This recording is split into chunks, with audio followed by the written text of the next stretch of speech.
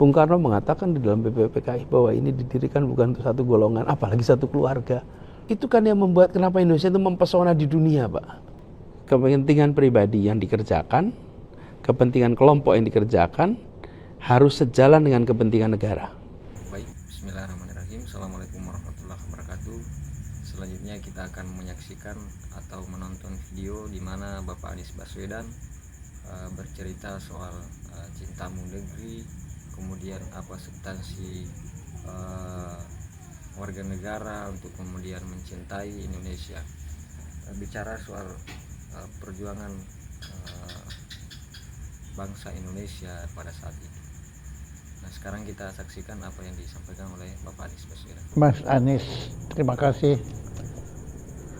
Anda meluangkan waktu untuk berbincang-bincang. Yang saya sengaja memilih suatu tema yang relatif dalam tanda kutip aman, yaitu tentang bagimu negeri aku berbakti. Karena saya melihat Anda dengan kelebihan Anda dan kekurangan Anda, itu sejauh saya kenal Anda yang Anda pikirkan itu bukan diri Anda sendiri, bukan keluarga Anda, tetapi negeri kita ini. Nah, monggo saya serahkan waktu ini kepada Anda untuk apa sebetulnya yang masih bisa kita lakukan agar negeri kita ini menjadi lebih baik. Pak Jaya, pertama terima kasih Pak Jaya.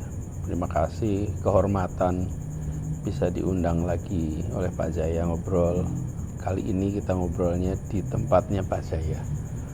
Sekaligus saya tadi nginreyeni Pak. Nginreyeni itu apa tuh? Jadi memulai sambil keliling tadi melihat sini. Nah, topik yang Mbak Jaya katakan tadi, padamu negeri, bagimu negeri, ini membutuhkan dari kita semua rasa cinta pada Indonesia. Kecintaan pada Indonesia itulah yang menurut saya harus ditumbuh kembang kuatkan. Harus ditumbuh kembang kuatkan. Ini sebuah perasaan yang akan berdampak kepada apa yang menjadi tindakan, baik itu lisan, tulisan, karya, langkah. Nah, kecintaan kepada Indonesia, dan saya menemukan kecintaan itu luar biasa ada pada para pendiri Republik ini, para pejuang yang mengikhtiarkan Indonesia merdeka. Mereka memiliki kecintaan pada Republik ini sangat luar biasa. Bahkan kalau saya boleh sebutkan, mereka mencintai Indonesia secara tanpa syarat. Cinta tanpa syarat. Tapi ini agak nggak enak, jadi kelihatannya kita ini sekarang cintanya penuh syarat ya. Oke, saya ada kepancing juga. Jadi, tapi ada benar sekali ya. Kalau dipikir para pendiri ini, mereka sama sekali nggak mikirkan jabatan mereka, nggak mikir uang mereka. Kan ada yang begini, saya cinta Indonesia kalau lapangan pekerjaannya banyak. Saya cinta Indonesia kalau korupsi sudah dihapus. Saya cinta Indonesia kalau semua urusan mudah. Saya cinta, karena itu belum ada, maka saya tinggalkan Indonesia. Di tempat lain ada, saya tinggalkan Indonesia. Mereka, Mbak, coba kayak Bung Hatta, sekolah di Belanda, gimana coba kalau misalnya Bung Hatta itu bilang, oke, saya tak kerja aja untuk perusahaan Belanda. Kurang milioner apa beliau saat itu? Dr. Randus tahun 30-an, 95% penduduk buta huruf. Betul nggak? Dia pulang dengan berkoli-koli buku. Tapi dia milih untuk berjuang bagi kemerdekaan. Kemerdekaan siapa sih? Kemerdekaan untuk rakyat kebanyakan. Karena dia sudah bisa mendapatkan yang kalau material duniawi sudah ada semua. Mau bekerja aja untuk salah satu perusahaan Belanda. Ya, saya akan tanya sesuatu dan Anda tolong jangan sungkan karena ini saya juga tahu ayah Anda atau ayah Anda ya yang pejuang juga kakek ya. Nah, ini kan Anda kan selalu nanti wah kalau itu Anda tentu nggak mau ngomong. Tapi kalau Anda sekarang sebagai rakyat Indonesia apa yang Anda itu, belajar apa dari kakek begini, Anda? saya merasa bersyukur sekali Pak Jaya bahwa masa kecil saya di Jogja, di tempat di mana dulu pernah menjadi republik, ibu kota. Lalu di situ berkumpul para pejuang-pejuang kemerdekaan yang sudah pensiun, yang memilih tidak kembali ke Jakarta. Banyak pejuang-pejuang kemerdekaan yang dulu hijrah ke Jogja, lalu kemudian mereka memutuskan tidak kembali lagi ke Jakarta. Salah satunya kakek saya. Mereka tetap aktif di Jakarta, tapi keluarganya tidak dipindah. Jadi kakek kami itu salah satu saja, banyak yang lain. Mereka tetap naik kereta ke Jakarta, parlemen di Jakarta, konstituante di Jakarta, aktif di dalam politik di Jakarta. Tapi Nggak begitu punya ada mobil, kosong, mobil dia pulang. dinas nggak punya mereka. Nggak ada. Nggak punya mobil dinas. Ya, jadi mereka pakai kereta itu. Nah, saya ketika tahun 70-an, 80-an, Pak, mereka masih sugeng, masih hidup. Jadi masih bisa lihat dari dekat. Dan di situ saya merasakan orang-orang ini ya memiliki kecintaan. Seperti kakek saya juga, yang lain-lain juga segenerasi. Jadi bukan satu orang, Pak, ini satu generasi. Satu generasi memiliki kecintaan. Nah, saya Karakter mereka sama ya Pak. sama integritas tinggi, berjuang untuk Yaitu bagimu negeri. bagimu Aku negeri itu berbakti. dalam arti yang sesungguhnya. Nah, Dan jadi- itu sudah menjadi basic instinct, iya Pak. bukan apa slogan atau apa bukan ya. Bagaimana menjelaskan orang-orang dari latar belakang aristokrat, latar belakang ningrat, latar belakang kaum pengusaha kaya yang kemudian memilih untuk menjalani penderitaan untuk kemerdekaan, yang sambil mereka itu bilang begini, ini kemerdekaan rakyat Indonesia, bukan untuk anak saya, bukan untuk cucu saya, bukan untuk buyut saya. Lalu mereka tidak minta privilege apa-apa dari negeri ini. Memangnya para anggota BPUPKI itu Pak, the founding fathers, ada catatannya bahwa nanti mereka akan dapat fasilitas untuk keluarganya? Sama sekali tidak. Bung Karno mengatakan di dalam BPUPKI bahwa ini didirikan bukan untuk satu golongan, apalagi satu keluarga. Enggak sama sekali. Jadi bayangkan, itu kan yang membuat kenapa Indonesia itu mempesona di dunia Pak. Di dunia ini, kenapa mempesona?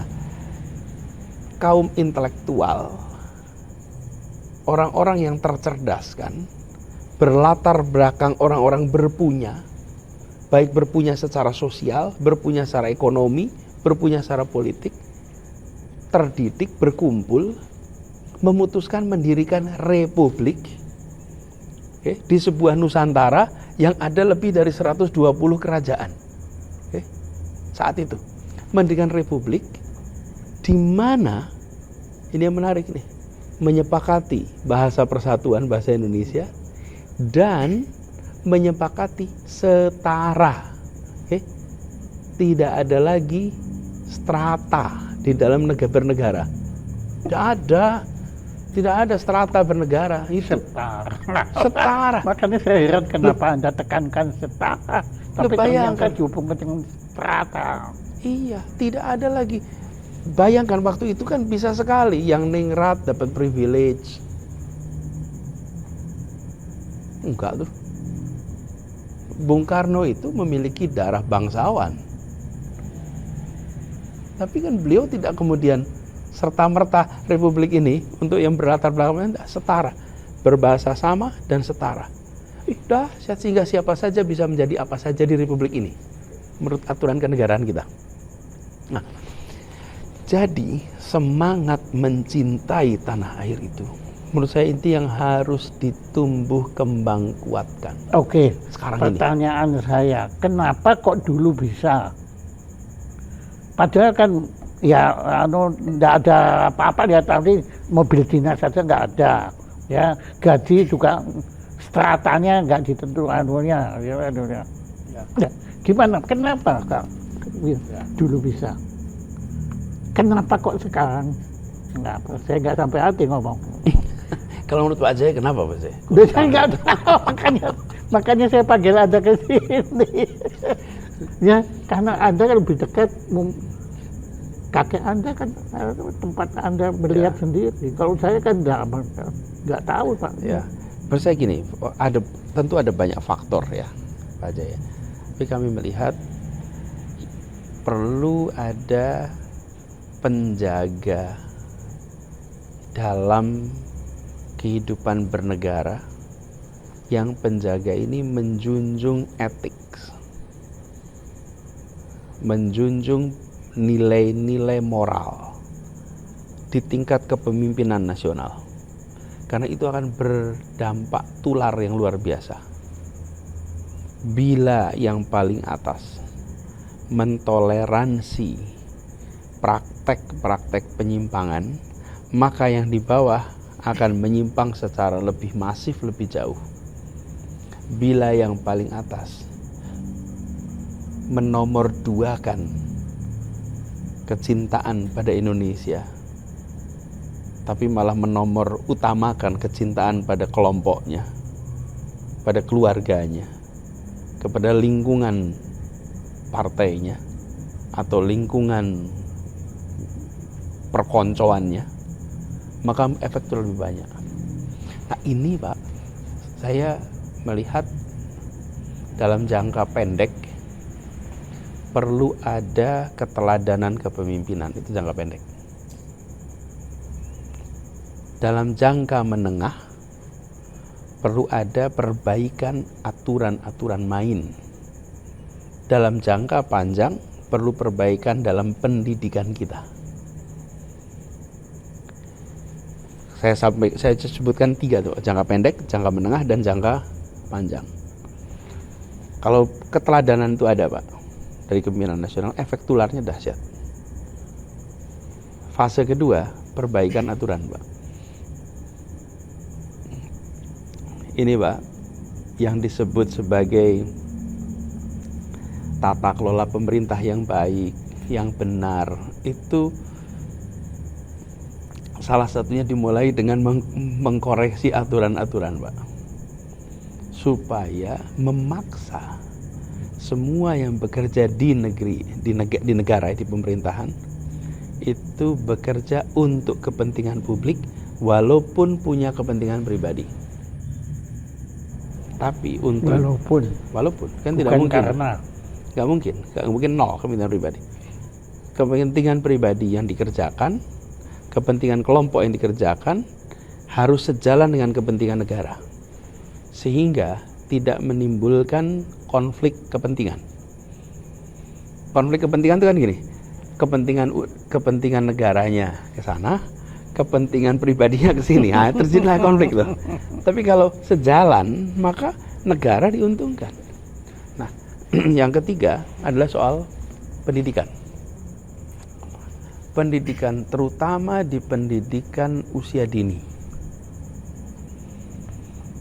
Pendidikan usia dini ini penting sekali, tapi justru ini yang seringkali lewat. Di usia dini itulah kita diajari, ini adalah air minumnya Anies dan itu adalah air minumnya Pak Jaya. Jadi tolong jangan diambil yang bukan miliknya Anies. Itu diajarinya bukan di kampus Pak, diajarinya di TK. Diajari tentang milik siapa, itu diajari saat itu, sehingga dia tahu persis mana miliknya, mana bukan, mana boleh, mana tidak. Itu diajari usia dini. itu Anda alami Ya. pribadi. Oh ya. Jadi walaupun ini perkataan kalimat saya kadang-kadang paradoks.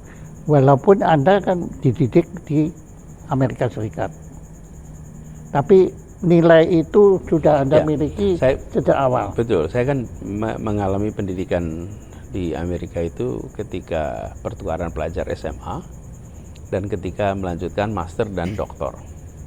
Tapi pendidikan masa kecil saya di sini, di Jogja. Saya TK di Jogja. Jawa aja makanya ngeri sekali kalau saya pikir gini, coba potongan Anda nggak yang keluar baru mulut raka. Aduh. Jadi kalau jatuh saya sakit Pak, mulai Benar. cara Jawi. Jadi ya. Terima kasih teman-teman telah menyaksikan video ini. Semoga bermanfaat dan kita bisa mengimplementasikan di kehidupan sehari-hari kita apa yang kemudian disampaikan oleh Bapak Anies Baswedan. Ada beberapa poin penting yang sangat menarik yang menjadi referensi kita bersama dalam implementasi kita sehari-hari untuk bagaimana kemudian kita bisa mencintai negara ini dan kemudian bisa saling bergotong royong sesama bangsa Indonesia. Baik, assalamualaikum warahmatullahi wabarakatuh.